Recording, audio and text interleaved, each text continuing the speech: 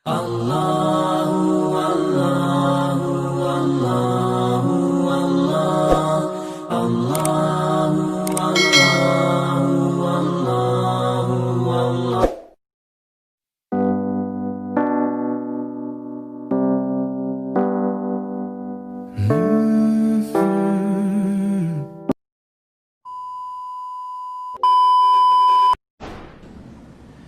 Ya'juj dan Ma'juj adalah dua nama suku dari turunan Adam, sama dengan kita manusia. Nabi SAW sebutkan ciri-ciri mereka. Mata mereka sobekannya kecil sehingga mata mereka kelihatan seperti sipit, tapi bola matanya besar. Mereka memiliki rambut yang keriting dan mereka memiliki poster yang umumnya seperti poster manusia. Hanya saja mereka ini memang menjadi fitnah, tanda-tanda hari kiamat. Mereka tidak berbaur dengan manusia yang lain. Salah seorang di antara mereka tahu kalau dia akan mati kalau sudah memiliki anak 1000. Tidak ada pengikutnya dari manusia biasa. Pada saat saya pelajari tentang Ya'juj Ma'juj ini tingkat 3 kuliah, kurang lebih waktu itu tahun 96, 97. Dosen saya membuka kitabnya membahas masalahnya. Saya sempat tanya sendiri, saya bilang, Syekh, jumlahnya Ya'juj Ma'juj itu berapa banyak? Dia bilang tidak terhitung jumlahnya. Karena ada hadis yang berbunyi mereka akan mendatangi sebuah sungai, kalau tidak salah namanya Sungai Tibria. Sungai itu sekarang ada, besar. Bayangkan sungai ya, airnya banyak mengalir. Kata Nabi SAW, mereka akan mampir dan minum di situ. Mereka semua minum air sungai itu, dan yang terakhir dari mereka datang sudah nggak dapat air. Artinya air sungainya habis diminum. Bayangin berapa banyak jumlahnya tuh. Satu Jakarta aja sekarang kalau minum air sungai Ciliwung nggak habis. Mungkin nggak bakal habis kalau satu Indonesia pun minum. Bayangkan berapa banyak jumlah mereka tuh. Tidak terhitung. Nanti kan kita bacakan ayat-ayatnya tentunya. Banyak sekali ayat berhubungan dengan masalah itu. Tapi yang jelas pada saat itu Nabi SAW mengatakan, Allah berfirman kepada Isa, berkata, wahai Isa, aku akan mengeluarkan hamba-hambaku yang tidak ada seorang pun dari kalian bisa mengalahkannya, termasuk Isa alaihissalam, nggak bisa mengalahkan. Maka selamatkanlah dirimu bersama dengan pengikut-pengikutmu ke Gunung Tur namanya. Gunung Tur ini di Palestina ya. Ini rata-rata nanti hari kiamat ini di Syam, banyak negeri Syam kita gitu kan. Maka Nabi Isa pun alaihissalam menyelamatkan diri dengan pengikutnya ke Gunung Tur yang diikuti sama orang-orang yang beriman. Lalu tentu yang bisa ikut yang terjangkau pada saat itu, karena dunia sangat luas. Maka yang tidak sempat ikut dengan Nabi Isa alaihissalam, mereka dibunuh oleh Ya'juj Ma'juj. Allah subhanahu wa ta'ala memberikan ciri khas mereka. Artinya cirinya mereka ini, mereka dihimpit di sebuah gunung. Di surah Al-Kahfi dijelaskan oleh Dzulkarnain. Dzulkarnain khilaf antara ahli sejarah mengatakan dia nabi atau dia orang saleh. Tapi Allahu alam, saya cenderung dengan pendapat yang mengatakan dia adalah seorang nabi. Karena Allah SWT angkat ceritanya dalam Al-Quran. Dan Allah berikan dia banyak mukjizat. Di antaranya mukjizatnya adalah menahan Ya'juj Ma'juj waktu itu ingin membuat kerusakan. Di zamannya dia dulu. Jadi memang Ya'juj Ma'juj ini ciri khasnya, kata Nabi SAW, mereka memakan apa saja. Batu, kalau hewan-hewan itu kalah jengking sama ular, binatang-binatang buas, harimau, mereka makan semua. Jadi bukan seperti manusia normalnya. Mereka membunuh semua yang bukan seperti mereka. Mereka buat kerusakan. Sampai-sampai kata Nabi SAW tidak ada yang bisa mengalahkan mereka dan jumlah mereka sangat banyak. Salah seorang di antara mereka tahu dia akan mati kalau sudah punya 1000 anak. Dan tidak menikah dengan umumnya orang. 2 suku ini saja. Kata Nabi SAW dalam hadis Bukhari, kecelakaanlah bagi orang-orang yang ada di Jazirah Arab. Kemungkinan besar makna ini adalah tempat mereka dekat dengan Jazirah Arab. Sebagian, ada satu syekh dari Mesir, sekarang ada bukunya sama saya dan sudah terjemahan bahasa Indonesia, judulnya Ya'juj Ma'juj. Kalau Bapak Ibu mau beli bisa, ada judulnya Ya'juj Ma'juj, tapi saya lupa penerbitnya apa. Itu agak tebal, harganya mungkin sekitar 85.000 atau 100 ribuan lah maksimal.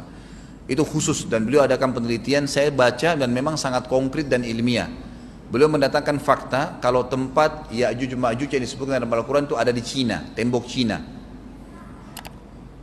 Jadi seperti yang disebutkan dalam Al-Quran, dua gunung yang disatukan, di antara celah gunung itu ditaruh tembaga-tembaga. Pernah pemerintah Cina mendapatkan ada celah dari tembok Cina itu yang bolong, waktu mereka mau tempel bolongan itu dengan batu tanah yang mereka biasa taruh sekarang, ternyata di dalam itu ada tembaga yang mengeras, dan seperti disebutkan dalam Al-Quran, di mana ya Zulkarnain mempertemukan antara besi-besi yang ditumpuk lalu dipanasi, dibakar sehingga menjadi meleleh, kemudian disirami lagi dengan timah yang meleleh juga dan dibiarkan kering sehingga menjadi tembok besi. Kata Nabi SAW, kecelakaan bagi orang-orang yang Jazirah Arab karena telah terbuka dari lubangnya Ya'juj Ma'juj sebesar ini. Sudah kasih isyarat dengan jari ibu jari sama jari tengahnya. Artinya mereka sudah bisa melihat keluar. Tetapi kata Nabi SAW, setiap hari mereka terus menggali gunung itu, berusaha untuk keluar. Pada saat mereka tiba di malam hari, mereka capek, mereka mengatakan besok kita lanjutin. Mereka bangun besok pagi, gunungnya kembali utuh lagi. Sampai nanti waktu di mana Allah izinkan mereka keluar. Pada saat mereka keluar, maka mereka akan mulai membuat kerusakan. Ada di halaman 82 ya, Al-Anbiya 96 sampai 97 ayatnya. Ingatlah hingga apabila dibukakan tembok Ya'juj Ma'juj, bolong, jebol, dan mereka turun dengan cepat dari gunung-gunung itu, dari seluruh tempat yang tinggi. Kita tahu itu jaraknya berapa ratus kilometer, bahkan mungkin ribuan kalau nggak salah ya. Semuanya itu akan dipenuhi Ya'juj Ma'juj, dan telah dekatlah, kalau sudah terjadi itu, kedatangan janji yang benar, maksudnya hari kebangkitan. Maka tiba-tiba terbelalaklah mata orang-orang kafir. Mereka berkata, aduhai celaka kami, sesungguhnya kami dalam kelalaian tentang ini, bahkan kami adalah orang-orang yang zalim. Kenapa? Karena Ya'juj Ma'juj tidak lihat apakah kafir atau beriman. Mereka tidak butuh, bukan seperti Dajjal ya. Dajjal butuh jadi pengikutnya, oke, aman. Ini enggak, siapa saja ditemuin dibunuh. Dia enggak pandang, enggak mau tanya kamu dari suku mana, kamu agama apa, tidak dipandang. Orang-orang muslim pada saat itu, orang-orang muslim pada saat itu yang ikut dengan Nabi Isa AS berhasil selamat. Walaupun pada saat itu di muka bumi umumnya orang sudah beriman. Yang dimaksud di sini orang-orang kafir adalah adanya orang-orang yang masuk Islam karena terpaksa, karena mereka tidak terlalu faham pada saat itu, lalu mereka menganggap remeh informasi dari Nabi Isa AS. Maka mereka terbelalak matanya karena dibunuh oleh Ya'juj Ma'juj. Kata Nabi SAW di dalam hadis sahih riwayat Imam Bukhari, bahwasanya Ya'juj Ma'juj akan membunuh siapapun yang mereka temui. Bahkan pada saat mereka sudah merasa menguasai bumi, mereka melepaskan anak-anak panah mereka ke langit, lalu Allah menurunkan anak-anak panah mereka sebagai fitnah dipenuhi dengan darah. Maka mereka berkata, kami telah membunuh semua yang ada di bumi dan semua yang ada di langit. Maka sebagai penutup dalam bahasan itu kata Nabi SAW, Allah lalu mengizinkan Isa untuk berdoa kepada Allah agar memusnahkan mereka. Maka Isa AS pun akhirnya berdoa, meminta kepada Allah Subhanahu Wa Taala agar mereka semua dimusnahkan. Maka pada saat itu pun Allah Subhanahu Wa Taala menurunkan kepada mereka hama.